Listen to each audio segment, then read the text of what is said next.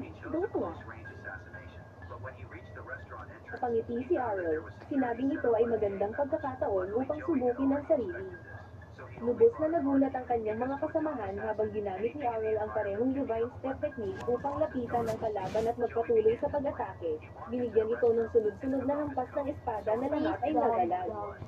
Napilitan ang knight na umatras, ngunit gumamit ito ng kakayahan na nagpalakas sa gravity sa buong silid, dahilan upang bumagsak sa sahig ang iba.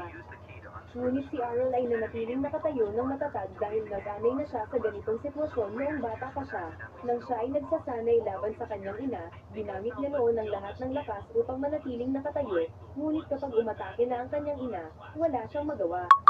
Ngayon ay iba na, ginamit niya ang gintong barya upang nullify ang gravity attack, na lumikha ng maliit na pagkakataon, at ginamit ito ni Arrow sa buong potensyal nito.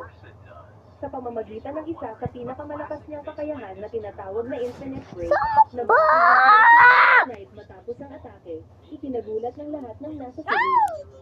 Pagkatapos ay uminom siya ng holy water upang mabawi ang kanyang lakas, at sabay-sabay silang ligtas na lumabas ng dungeon sa tulong ng teleportation spell.